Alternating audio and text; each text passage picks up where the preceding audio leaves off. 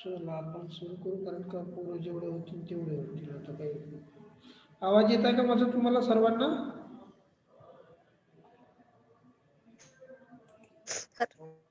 Hello, आवाज येत आहे का? हॅलो. येत आहे सर. हा, ठीक आहे.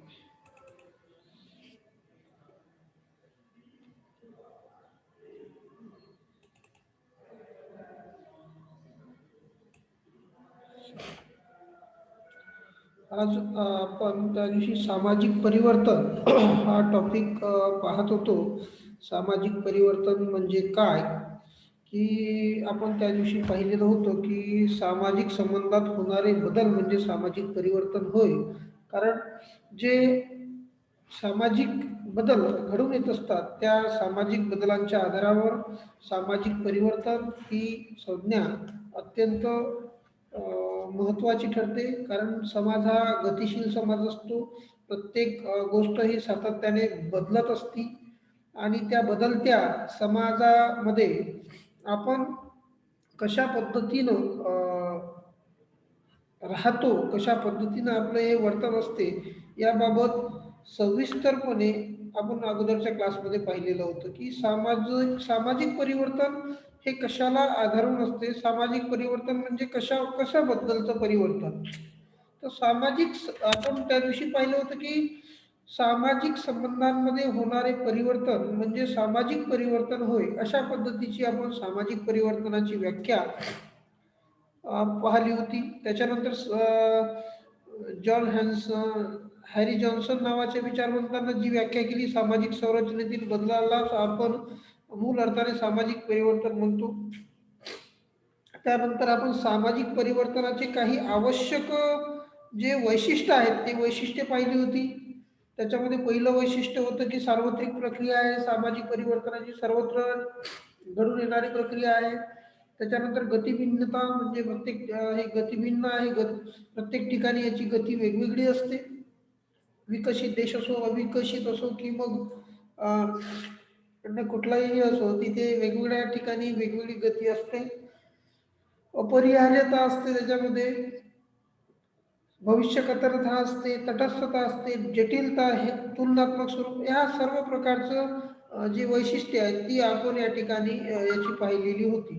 त्याच्यानंतर सामाजिक परिवर्तनाचं स्वरूप कशा पद्धतीचं होतं हे सुद्धा आपण या अगोदरच्या क्लासला पाहिलं होतं की याचं मूल्यात्मक बदल करणारं स्वरूप असते. त्याच्यानंतर दुसरं आहे संस्थात्मक बदल करणं, हे जे आहे कारण जी मूल्य असतात आपली ती मूल्य रुजून घेण्याचा संस्थात्मक बदल असो, कुटुंब, विवाह, त्याच्यानंतर धर्म, शिक्षण, राज्य यासारख्या अनेक संस्था ह्या सातत्याने यांच्या व्यवस्था बदलत असतात. त्याच्यानंतर मालकी हक्क आणि पारितोषिके यात होणारे बदल, व्यक्तीच्या व्यक्तिमत्व विकासात होणारे बदल, ह्या सर्व बाबी आपण या अगोदरच्या क्लासमध्ये आपण पाहिलेल्या होत्या. त्यानंतर आता आपण पाहणार आहोत की सामाजिक परिवर्तनाचे प्रकार. जे काही प्रकार आहेत सामाजिक परिवर्तनाचे, हे प्रकार अत्यंत महत्त्वाचे प्रकार असतात.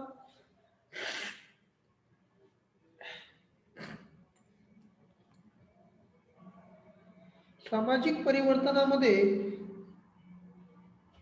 जे प्रकार सांगितले गेलेले आहेत ते प्रकार म्हणजे पहिला आहे तात्कालीन परिवर्तन आणि दूरगामी परिवर्तन. आता तात्कालिक परिवर्तन म्हणजे काय आणि दूरगामी परिवर्तन म्हणजे काय. तात्कालिक परिवर्तन हे समाज जीवनात झालेले काही बदल हे तात्कालिक किंवा प्रासंगिक स्वरूपाचे असतात. फॅशन हे त्याचे उत्तम उदाहरण सांगता येईल आपल्याला. म्हणजे समाजामध्ये जे काही तात्कालीन स्वरूपामध्ये होणारे बदल असतात त्याला आपण तात्कालीन परिवर्तन असे म्हणतो. म्हणजे जशी आता एक फॅशन गेली की लगेच दुसरी फॅशन येते, त्या पद्धतीने ह्या फॅशन ज्या असतात या फॅशन त्या ठिकाणी बदलणाऱ्या असतात. एक जसं समाजामधली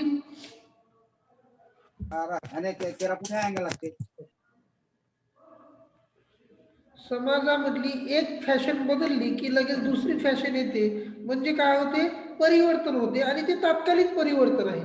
फॅशन ही सातत्याने बदलू शकते. आज मला हे आवडते, उद्या दुसरी फॅशन येऊ शकते. म्हणून तात्कालिक परिवर्तन ते झालं. आणि दूरगामी परिवर्तन म्हणजे मूल्यात्मक परिवर्तन, संस्थात्मक परिवर्तन, मालकी हक्कामधील परिवर्तन, हे सर्व दूरगामी परिवर्तनाची उदाहरणं आहेत. आणि पोशाख किंवा वेशभूषा यासारख्या याच्यामध्ये सातत्याने बदल होत असतात. त्यामुळे तत्कालीन परिवर्तन हे असते. परंतु दूरगामी हे केवळ दूरगामी आहे हे काळच निश्चित करत असते. कारण कसं आहे, दूरगामी परिवर्तन झालं की मग ते कसं मूल्य, कोणाचे मूल्य आहे किती काळपर्यंत टिकून राहते. संस्थेमध्ये परिवर्तन झालं असेल तर ते किती काळापर्यंत टिकून राहील. परंतु हे काही विशिष्ट काळापुरतं असल्यामुळे याला आपण दूरगामी परिवर्तन असे म्हणतो. आणि म्हणून सामाजिक परिवर्तनाचे हे प्रकार आपल्याला दिसतात, तात्कालीन परिवर्तन आणि सामाजिक परिवर्तन. दुसरं असं आहे की समग्र परिवर्तन आणि अंशकालीन परिवर्तन. म्हणजे जसं समग्र म्हणजे संपूर्ण परिवर्तन घडून येणे, एखाद्या बाबीमध्ये पूर्णतः परिवर्तन घडून येणे. आणि आंशिक परिवर्तन म्हणजे काही विशिष्ट भागापुरतं किंवा विशिष्ट मर्यादित असं परिवर्तन घडून येणे. जसं आपण पाहिलं, आर्थिक, सांस्कृतिक आणि राजकीय यासारख्या समाज जीवनात विभिन्न अंगामध्ये होणारे बदल म्हणजे समग्र परिवर्तन आहे. सामाजिक, आर्थिक, राजकीय याच्यामध्ये जे परिवर्तन घडून येते ते झालं समग्र परिवर्तन, पूर्णतः घडून येते. औद्योगिक क्रांती ही समग्र परिवर्तनाची महत्वाचं असं उदाहरण आहे. औद्योगिक क्रांती, एखाद्या ठिकाणी औद्योगिक क्रांती झाली, जसं आपल्या शेतीमध्ये आपण पहिले बैलजोडीच्या सहाय्यानं पेरणी करायचो. आता ट्रॅक्टर आला म्हणजे काय झालं, ते एक प्रकारचं समग्र परिवर्तन झालं. म्हणून अशा पद्धतीचं जे उदाहरण राहते त्याला म्हणतात समग्र परिवर्तन. शिकारी अवस्था, पशुपालन अवस्था, कृषी अवस्था, औद्योगिक अवस्था ही देखील समग्र परिवर्तनाचीच आपल्याला उदाहरणं म्हणता येतात. समाजाच्या एखाद्या क्षेत्रात जो बदल होतो, परंतु उर्वरित समाज मात्र जसा आहे तसाच राहतो, त्याला मात्र अंशतः परिवर्तन असे म्हणतात. म्हणजे एखाद्या विशिष्ट बाबीमध्ये, एखाद्या विशिष्ट क्षेत्रातच बदल घडून येतो आणि बाकी क्षेत्र मात्र जसेच्या तसेच राहतात, त्याला म्हणतात अंशतः परिवर्तन. जसं 1950 नंतरच्या काळात नव्याने स्वतंत्र झालेल्या देशामध्ये नवीन राज्यघटना तयार करण्यात आली. राज्यघटनेनुसार कार्य करणारी लोकशाही शासन व्यवस्था निर्माण झाली, परंतु ती दीर्घकाळ टिकली नाही. कारण शैक्षणिक, आर्थिक, सामाजिक, धार्मिक व समाज जीवनाच्या विभिन्न अंगात लोकशाही शासन व्यवस्था दृष्टीने आवश्यक असणारे बदलच झाले नाही. म्हणजे जे बदल लोकशाही शासन व्यवस्थेला महत्वाचे होते ते बदल घडून आले नाही. एका काही विशिष्ट भागापुरतेच ते बदल मर्यादित राहिलेत. आणि म्हणून त्या ठिकाणी जे सामाजिक परिवर्तनाचे जे हे सांगते की समग्र किंवा आंशिक परिवर्तन घडून आले. दुसरं आहे रेखीय परिवर्तन आणि चक्राकार परिवर्तन. रेखीय परिवर्तन कशाला म्हणायचं आणि चक्राकार परिवर्तन कशाला म्हणायचं?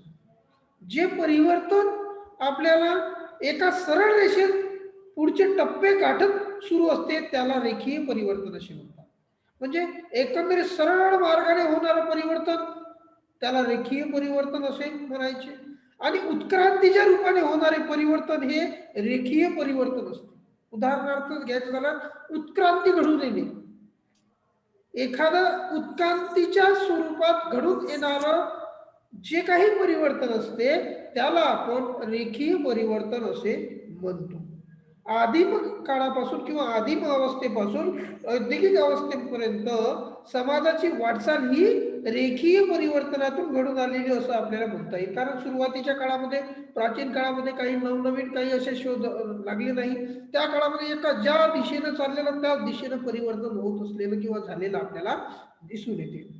आणि म्हणून सुरुवातीच्या काळामध्ये जे काही परिवर्तन घडली ती रेखीय स्वरूपाची परिवर्तन होती. आणि म्हणून असा एक प्रकार पडला रेखीय परिवर्तन. आणि चक्राकार परिवर्तन म्हणजे परिवर्तनातील ठराविक कालखंडानंतर जुन्या गोष्टी पुन्हा पुन्हा समोर येतात.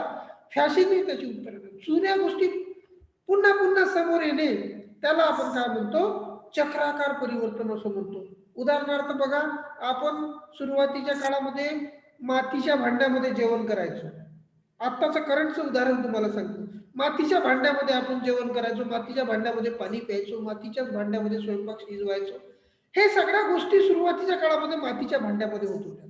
कालांतराने काय झालं, मातीची जागा तिकडे लोखंडाची भांडी आली, त्याच्यानंतर तांब्याची, पितळाची, जर्मनची, ह्या सर्व याच्या भांडे वेगवेगळ्या पद्धतीची येऊ लागले, स्टीलची, या अशा वेगवेगळ्या पद्धतीची, मग पुढे चांदीची, सोन्याची भांडी, हे या पद्धतीनं भांड्यांचं स्वरूप हे झालं आपल्या समाज जीवनामध्ये. म्हणजे परिवर्तन बघा, मातीपासून परिवर्तन सोन्यापर्यंत आलं, सोन्याची भांडी लोक तयार करू लागली.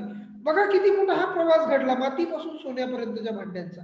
परंतु आज काय होतं, आज तुम्ही रस्त्याने फिरायला जा, चंद्रपूरच्या चंद्रपूरच्या रोडवर तुम्ही बसा, तुम्हाला मातीची भांडी विकायला मिळतात. 10 रुपयाचं जे मडकं तुम्ही विकायला गेला, आज तेच मडकं मातीचं तुम्हाला 500 रुपयाला विकत घ्यावं लागते. भाजी शिजवायचं, पुडी शिजवायचं, भाकरी शिजवायचं, ही अवस्था झाली आहे. कारण मातीपासून गेलो आणि मातीपर्यंतच वापस येत आहो आजच्या काळामध्ये. म्हणजे हा झाला एक चक्राकार दृष्टिकोन. या चक्राकार पद्धतीनं जी अवस्था होती, सुरुवातीच्या अवस्थेपासून मनुष्य कितीही प्रगत झाला तरी पुन्हा त्याच अवस्थेपर्यंत येत आहे, याला म्हणतात चक्राकार परिवर्तन. आणि म्हणून रेखीय परिवर्तन आणि चक्राकार परिवर्तन. सुरुवातीला काय झालं की मातीनंतर मग त्याचं लोखंडानंतर तांबा, पितळ, हे सरळ मार्गाने चाललेलं आपलं हे. परंतु मग आता काय झालं, आता लोकांच्या लक्षात यायला लागलं की याच्यापासून काय परिणाम होतात, याचे फायदे काय, तोटे काय. मग पुन्हा चक्राकार पद्धतीने वापस पुन्हा मातीपर्यंत आलो आपण. अशा पद्धतीनं जे परिवर्तन होत असते चक्राकार पद्धतीने, त्याला म्हणतात चक्राकार परिवर्तन. आणि म्हणून अशा पद्धतीने जसं फॅशन झाली तुमची, आज मला अशा पद्धतीचा ड्रेस पाहिजे तर उद्या दुसऱ्या पद्धतीचा ड्रेस होतो. अमिताभ बच्चननी या पिक्चर मध्ये अशा पद्धतीचा पॅन्ट घातला तर उद्यापासून लोक तोच पॅन्ट घालायला तयार होतात. गजनीमध्ये याने अशा पद्धतीची हेअरस्टाईल केली, कोणी, आमिर खानने अशा पद्धतीची हेअरस्टाईल केली आहे, तर उद्या दुसऱ्या दिवसापासून लोक सुद्धा गजनीची हेअरस्टाईल करायला सुरुवात करतात. म्हणजे हे झाले चक्राकार परिवर्तन. आणि पुन्हा म्हणणं हे बरोबर नाही वाटत, केस आता माझे साधे सिंपलच बरे, म्हणजे पुन्हा तिथे येणे. ज्या अवस्थेमधून मी गेलो, माझ्या डोक्यावरचे केस मुळामध्ये ज्या अवस्थेत होते, मध्यंतरी मी बऱ्याच फॅशन उपयोग केला, फॅशनचा वापर करून माझे केस असे बनवले, आणि शेवटी मला वाटते की नाही, माझे केस असे छान दिसतात. म्हणजे पुन्हा मी त्याच जागेवर वापस आलो, गोल गोल फिरून अनेक पद्धतीच्या मी फॅशन उपयोगल्या, आणि मग पुन्हा त्याच माझ्या जुन्या फॅशनवर आलो. याला म्हणतात चक्राकार परिवर्तन. ज्या अवस्थेपासून गेलेला आहे त्या अवस्थेला पुन्हा येऊन मिळणे, त्याला म्हणतात चक्राकार परिवर्तन. अशा पद्धतीचं परिवर्तन हे पुन्हा आपल्याला या चक्राकार परिवर्तनाच्या या प्रकारामध्ये दिसतं. आणि म्हणून हे महत्वाचे परिवर्तन आपल्याला झालेले दिसतात की जे परिवर्तन आहे ते परिवर्तन तात्कालीन परिवर्तन किंवा दूरगामी परिवर्तन एक प्रकार आपण सांगितला आहे. तात्कालीन म्हणजे काही काळापुरतं होणारं परिवर्तन, आणि दूरगामी म्हणजे काही विशिष्ट काळापर्यंत. तात्कालीन म्हणजे लगेच झालेलं, आज गजनी पिक्चर पाहिला, उद्या लगेच बदल झाला लोकांच्या फॅशन मध्ये, ते झालं तात्कालीन परिवर्तन. दूरगामी म्हणजे आज जे काही वस्तू निर्माण झाली, जसं कलर टीव्ही आले, तर कलर टीव्ही किती काळापर्यंत टिकेल, मग कलर टीव्ही नंतर 5 वर्षानं 10 वर्षानं एलईडी आली, म्हणजे कलर टीव्ही मागं पडली. अशा पद्धतीचं एक दूरगामी परिवर्तन, त्याला म्हणतात दूरगामी परिवर्तन. समग्र परिवर्तन आणि अंशात्मक परिवर्तन हा दुसरा प्रकार पाहिला, ज्याच्यामध्ये पूर्णतः परिवर्तन घडून येतं, त्याला म्हणतात समग्र परिवर्तन. मग त्याच्यामध्ये आर्थिक, सांस्कृतिक, राजकीय यासारख्या बाबींचा समावेश होतो. आंशिक परिवर्तनामध्ये मात्र काही भाग, एखाद्या विशिष्ट भागामध्ये परिवर्तन घडून येणे आणि बाकी भाग जो असतो तो तसाच राहणे, त्याला म्हणतात आंशिक परिवर्तन. आणि मग आंशिक परिवर्तनानंतर रेखीय परिवर्तन आणि चक्राकार परिवर्तन आपण तिसरा प्रकार पाहिला. रेखीय म्हणजे एका सरळ रेषेमध्ये होणारं परिवर्तन, त्याला रेखीय परिवर्तन आपण म्हटलं. आणि चक्राकार परिवर्तन म्हणजे जे असं सुरुवातीला जिथून गेलं तिथूनच येऊन मिळणे, त्याला म्हणतात चक्राकार परिवर्तन. जे परिवर्तन साधारणतः गोल गोल फिरून पुन्हा त्याच ठिकाणी येते, त्याला म्हणतात चक्राकार परिवर्तन. अशा पद्धतीने आपण जे परिवर्तन पाहिली, ते परिवर्तनाचे प्रकार आहेत. सामाजिक परिवर्तनाशी संबंधित काही संकल्पना सुद्धा आपल्याला या ठिकाणी अभ्यासता येतात. जसं उत्क्रांती, उत्क्रांती म्हणजे बदल, जे काही परिवर्तन घडून येते ते उत्क्रांतीच्या मार्गातून होत असते. अतिशय संत गतीने होणारा बदल म्हणजे उत्क्रांती असं म्हटलं जाते. उत्क्रांतीचा अर्थ काय? उत्क्रांती आपण कशाला म्हणतो? तर अतिशय संत गतीने जर एखादी गोष्ट बदलत असेल तर त्याला म्हणतात उत्क्रांती. या शब्दातून व्यक्त होतो. आणि जसं गोगलगाईच्या गतीने होणारे बदल म्हणजे उत्क्रांती होय. गोगलगाय तुम्ही पाहिली असेल. या गोगलगाईच्या गतीने होणारा बदल म्हणजे संत गतीने होणारा बदल, त्याला आपण उत्क्रांती म्हणतो. हा चक्राकार जो सिद्धांत आहे किंवा हा जो सामाजिक परिवर्तनाचे जे हे आहे ते संत गतीने होत असतात बदल. आपल्याच घराजवळ एखादी गोष्ट असेल तर ती तुम्हाला बदललेली दिसणार नाही, ओळखायला येत नाही. आपल्या घराच्या बाजूचं एखादा किंवा आपलाच घरातला एखादा छोटासा मुलगा असेल किंवा मुलगी असेल, ते हळूहळू कशी वाढते हे आपल्या लक्षात येत नाही, कारण तो बदल अत्यंत संत गतीने होत असतो. परंतु बाहेरचा एखादा व्यक्ती आला म्हणून बापरे किती मोठा झाला हा गुड्डू, असं जेव्हा म्हणतो तेव्हा आपल्याला वाटतं की नाही मोठा झाला वाटते. म्हणजे कारण तो सातत्याने आपल्या डोळ्यासमोर राहतो आणि त्याच्यामध्ये जो बदल होत असतो तो अतिशय संत गतीने होत असतो आणि त्यालाच उत्क्रांती असे म्हणतात. संत गतीने होणारा बदल जो असतो त्याला आपण उत्क्रांती म्हणत असतो. आणि मग या उत्क्रांतीपासून डार्विनचा उत्क्रांतीचा सिद्धांत तुम्ही ऐकला असेल नाव. डार्विनच्या सिद्धांताशी अतूट असं नातं आहे. संपूर्ण विश्व हा वस्तू आणि मानव प्राणी देखील ईश्वरानेच निर्माण केला असे विश्वास आणि मानव प्राण्यांच्या उत्पत्ती संबंधीचे विवेचन जवळपास सर्व ग्रंथामध्ये आपल्याला आढळून येते. परंतु डार्विन या शास्त्रज्ञाने जीवनसृष्टीच्या उत्पत्तीचा उत्क्रांतीचा सिद्धांत म्हणून जीवनाच्या धर्मकृती विचार फार मोठा धक्का दिला आहे. एक पेशीय प्राणी असणाऱ्या अमिबापासून हजारो पेशी व त्याची गुंतागुंतीची रचना असणारा मानव प्राणी तयार झाला, निर्माण झाला. हा बदल घडून येण्यास लाखो वर्ष लागले असे डार्विनने प्रतिपादन केले. थोडक्यात मानवासह संपूर्ण जीवनसृष्टी उत्क्रांतीतून निर्माण झाली आहे. मनुष्य हा उत्क्रांत प्राणी आहे. उत्क्रांती हे गोगलगायच्या संत गतीने होत असते असं डार्विनचं मत आहे. म्हणजे मानवाची निर्मिती जी आहे ती मानवाची निर्मिती संत गतीने. मी आताच सांगितलं तुम्हाला, तुमच्या घरामध्ये एखादं जन्माला आलेलं छोटस बाळ बघा, ते बाळ हळूहळू कधी मोठं होते आपल्याला लक्षात नाही, परंतु एखादा पाहुणा तुमच्या घरी आला की तो लगेच म्हणतो बापरे किती मोठा झाला, किती मोठी झाली ही मुलगी. म्हणजे काय होतं की जो बदल संत गतीने हळूहळू होत असतो तो आपल्या लक्षात येत नाही, कारण आपली नजर प्रत्येक दिवशी त्याच्यावर असते. त्याच्यामुळे तो संत गतीने होत असलेला बदल आपल्याला एखादा मला दिसत नाही. तशाच पद्धतीने हा डार्विनचा सुद्धा सिद्धांत आहे. डार्विनचं सुद्धा म्हणणं असं आहे की हा हे जो परिवर्तन आहे हे परिवर्तन उत्क्रांतीतून होत असते. मानवाची उत्क्रांती ही कशी झाली, जो अमिबा नावाचा एक पेशीय प्राणी आहे त्यापासून हजारो पेशीय प्राणी असलेला मानवाची निर्मिती झाली अमिबापासून. म्हणजे मानवाची निर्मिती कोणापासून झाली तर अमिबापासून झाली. अमिबा या जीवाणूपासून मानवाची निर्मिती झाली.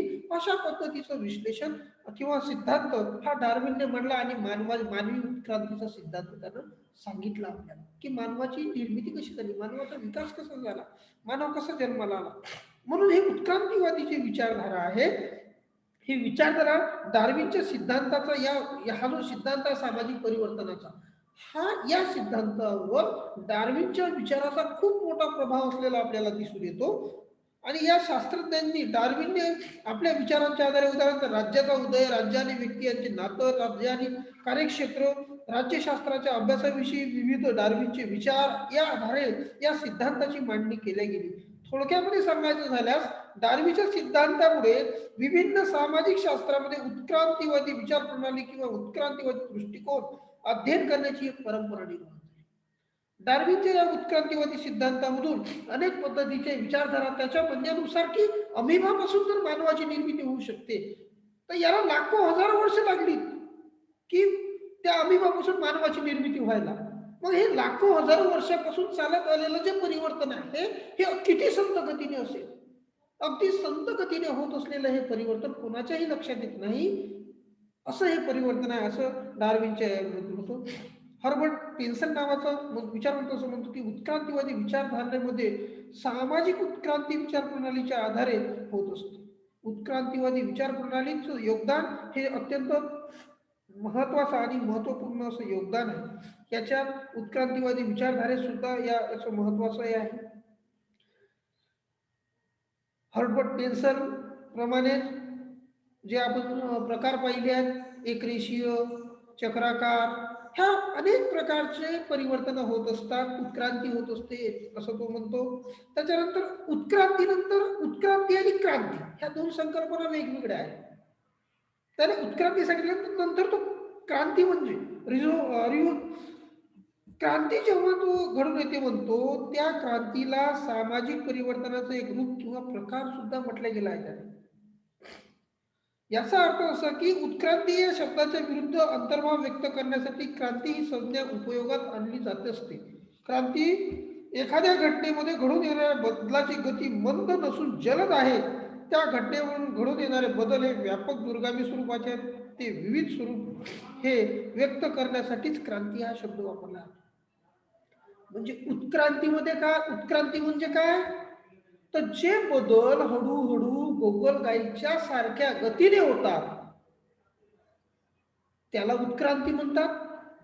आणि जे बदल अचानकपणे घडून येतात त्याला क्रांती म्हणतात. अचानकपणे काल काय होतं आपण म्हणतो ना, काल हे कसं होतं आज कसं झालं, हे झाली क्रांती. अचानकपणे घडून येणारे बदल त्याला म्हणतात क्रांती. आणि हळूहळू संत गतीने होणारे बदल त्याला म्हणतात उत्क्रांती. ह्या उत्क्रांती आणि क्रांती मधला फरक आपल्याला समजला की या दोन्ही संकल्पना ज्या आहेत त्या संकल्पना आपल्याला चांगल्या पद्धतीने समजून येतील. आणि म्हणून अचानकपणे घडून येणारे जे बदल आहेत त्याला आपण क्रांती असे म्हणतो. आणि या क्रांतीच्या माध्यमातून अनेक प्रकारचे जे काही बदल आहेत ते बदल या ठिकाणी घडून येत असतात. संज्ञेचा राजकीय जर संदर्भ विचार घेतला तर राज्यक्रांती ही संज्ञा सर्वसामान्यांना परिचित आहेत. आपण बऱ्याच लोकांनी ही संकल्पना अभ्यासली आहे. राज्यक्रांती, या राज्यामध्ये अशा पद्धतीची क्रांती घडून आली, त्याला आपण राज्यक्रांती म्हटलं. लष्करी किंवा शक्तीचा वापर अथवा बळाचा वापर करून राज्याची सत्ता हस्तगत करण्याच्या जे वर्णन आपण या अगोदर अभ्यासला आहे त्याला आपण राज्यक्रांती ही संज्ञा वापरली. म्हणजे एक राज्य दुसऱ्या राज्यावर आक्रमण करते आणि तो तो प्रदेश आपल्या नियंत्रणाखाली घेते, त्याला म्हणतात राज्यक्रांती, त्याला म्हणतात क्रांती. अशा पद्धतीने क्रांतीची जी काही ही आहे त्याला क्रांती, राज्यक्रांती आणि ह्या वेगवेगळ्या पद्धतीच्या समग्र क्रांतीचा एक भाग त्या ठिकाणी म्हटलेला आहे. म्हणजेच आपण जर विचार केला तर ही जी क्रांती आहे ही क्रांती कोणत्या पद्धतीने घडून येणार. मग सामाजिक क्रांतीचे काही संदर्भ सुद्धा आपल्याला दिसतात. क्रांती या संज्ञेमध्ये राजकीय विचारवंतांना फारच महत्वाचा वाटा आहे. सुव्यवस्थित किंवा क्रांती टाळली जाऊ शकत नाही अशा पद्धतीचे काही हे दिसतात. क्रांती कधी करायची कधी नाही करायची हे सुद्धा महत्वाचे आहे. बऱ्याच क्रांती आपण अभ्यासल्या, रशियन क्रांती, फ्रेंच क्रांती, ह्या क्रांतींचं वर्णन सुद्धा आपण त्याला आपण राज्यक्रांतीच म्हणू शकतो. ज्या तुम्ही अभ्यासल्यात रशियन, फ्रेंच, ह्या ज्या क्रांती आहेत, अमेरिकन क्रांती, रशियन क्रांती, फ्रेंच क्रांती, हे तुम्ही इतिहासामध्ये क्रांती अभ्यासला असतात असेल. ह्या ज्या क्रांती आहेत ह्या एक राज्यक्रांतीच्या प्रमुख उदाहरण आहेत.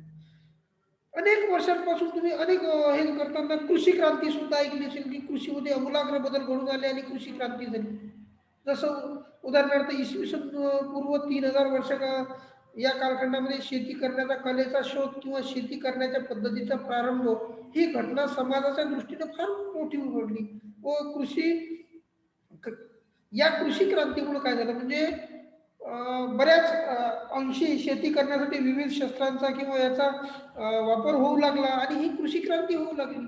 या कृषी क्रांतीमुळे काय झालं, भटक्या जीवन पद्धती व टोळी अवस्थेचा अंत झाला. म्हणजे जे लोक रानोरान भटकत होते ते लोक भटकणं बंद झाले. एका ठिकाणी एका विशिष्ट प्रकारच्या याचा उपयोग करून ते शेती करू लागले. स्थायी स्वरूप प्राप्त झालं त्यांना. मोठमोठी खेडे निर्माण होऊ लागली. अनेक लोक एका ठिकाणी राहू लागले. अशा विविध पद्धतीचा एक हे झाला. मग कालांतराने औद्योगिक क्रांतीचं हे झालं, मग कृषी क्रांतीचं हे झालं, मग औद्योगिक क्रांती निर्माण झाली. उद्योगधंद्यांकडे लोकांचं लक्ष जाऊ लागलं, औद्योगिक क्रांती निर्माण होऊ लागली. मोठमोठे शस्त्रास्त्र, अवजाड, यंत्र सामग्री याची निर्मिती शोध लागू लागला. औद्योगिक क्रांती घडून आली. अशा पद्धतीनं हे जे समाजाचं परिवर्तन आहे, सामाजिक परिवर्तन घडून येऊ लागलं आणि मग एक विशिष्ट प्रकारची गती म्हणजे प्रगती ची लेवल ही आली, प्रगतीची लेवल स्थापन झाली. मग प्रगती म्हणजे काय? हा सुद्धा एक सामाजिक प्रकार, याचा एक प्रकार असं आपल्याला सांगता येतो की सामाजिक परिवर्तनाची प्रगती हा एक उत्क्रांती आणि क्रांती यापेक्षा एक भिन्न असा प्रकार आहे. सुधारणा, उन्नती, वाढ हे अर्थभाव या प्रकारातून सिद्ध होतात. एखाद्या व्यक्तीच्या प्रकृतीमध्ये काही सुधारणा झाली असेल तरच वैद्यकीय दृष्टिकोने प्रगती आहे असं म्हणता येतं. परीक्षेत मिळणाऱ्या गुणांमध्ये काही वाढ झाली तर आपण त्याला त्याची प्रगती आहे असे म्हणतो. प्रगती विरुद्ध अर्थाचा शब्द अधोगती आहे. म्हणजेच परीक्षेत मिळणारे गुण यापेक्षा परीक्षेतील गुणांपेक्षा कमी असतील तर त्या विद्यार्थ्याचा अभ्यासामध्ये प्रगती आहे असे म्हणता येत नाही. प्रगती या संज्ञेचा शब्दशः अर्थ लक्षात घेतला तर एक रूप ज्याला प्रगती अर्थाने समाजशास्त्रीय दृष्टिकोनातून आपल्याला अभ्यासता येईल. म्हणजे सामाजिक परिवर्तन एक प्रकार असून प्रगती म्हणजे समाज स्वीकृत ध्येयाच्या दिशेने गाठलेला पुढचा टप्पा. सामाजिक आपण साधारणतः प्रगती कशाला म्हणतो? मला चांगले मार्क मिळाले म्हणजे माझी प्रगती झाली. मी एखादं हे घेतलं विकत किंवा एखादं चांगल्या ठिकाणी पोहोचलो म्हणजे माझी प्रगती झाली. मला एखादा अवॉर्ड मिळाला, माझी प्रगती झाली. म्हणजे ही आपण एक साधारण अर्थानं, परंतु सामाजिक परिवर्तनाच्या अर्थानं जर अभ्यासला आपण तर सामाजिक परिवर्तनाच्या आधारे म्हणजे समाज स्वीकृत ध्येयाच्या दिशेने गाठलेला विकासाचा टप्पा म्हणजे त्याला आपण सामाजिक प्रगती असं म्हणतो. आणि म्हणून सामाजिक परिवर्तन हे महत्वाचं आहे असं आपल्याला म्हणावं लागेल. एक मिनिट थांबा.